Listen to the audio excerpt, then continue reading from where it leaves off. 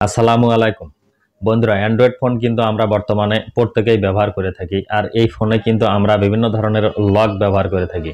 অনেকেই কিন্তু pattern lock অথবা পিন লক অথবা ফিঙ্গার লক ব্যবহার করে থাকেন।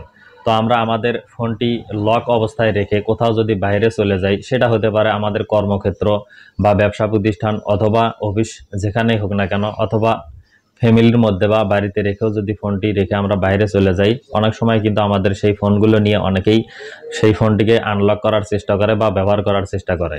তো আজকের ভিডিওতে দেখানোর চেষ্টা করব আপনার ফোনটি আনলক অবস্থায় কে কে লক খোলার চেষ্টা করেছে, তার ছবি যদি আপনার ফোনে উঠে যায় তাহলে কেমন হয়। আপনি কিন্তু পরবর্তীতে এসে চেক করতে পারবেন যে আপনার ফোনটি আসলে কে আনলক করার চেষ্টা করেছিল, তার ছবি কিন্তু সেখানে উঠে যাবে বা সেভ হয়ে থাকবে।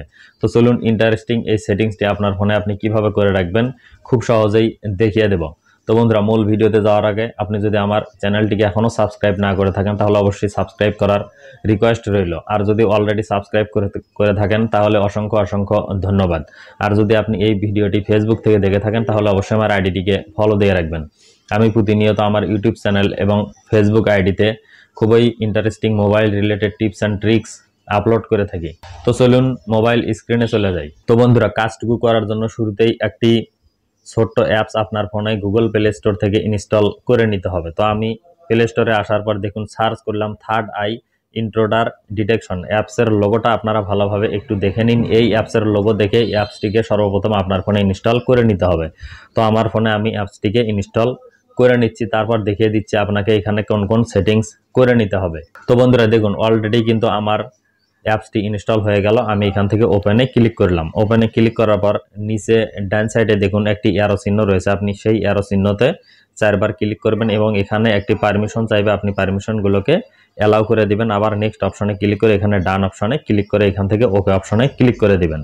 ওকে অপশনে ক্লিক করে দেওয়ার পর দেখুন activate this device admin app, এই অপশনে ক্লিক করবেন। তাহলে কিন্তু আপনার অ্যাপসের যে পারমিশন, সেই পারমিশনটি কিন্তু আপনাকে এখানে দিয়ে দিতে হবে। তো আমি এখান থেকে দেখুন অ্যাপসের পারমিশনটিকে অ্যালাউ করে দিলাম।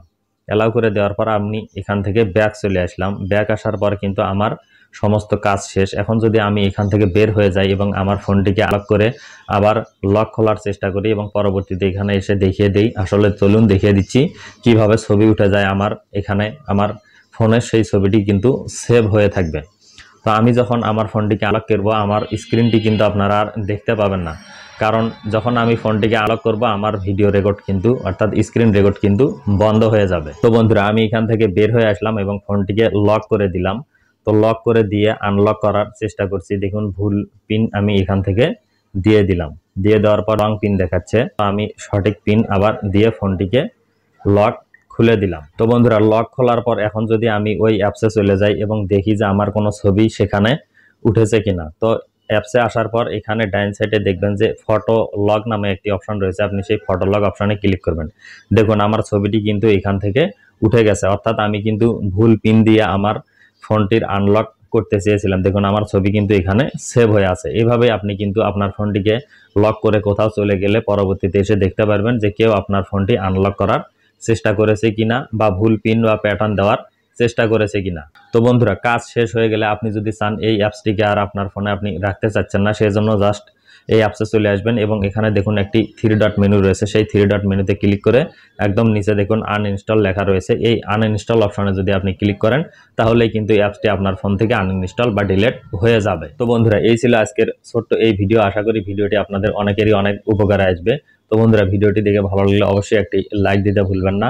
তো সবাই ভালো থাকবেন, সুস্থ থাকবেন। দেখা হবে নতুন কোনো ভিডিওতে। আল্লাহ হাফেজ।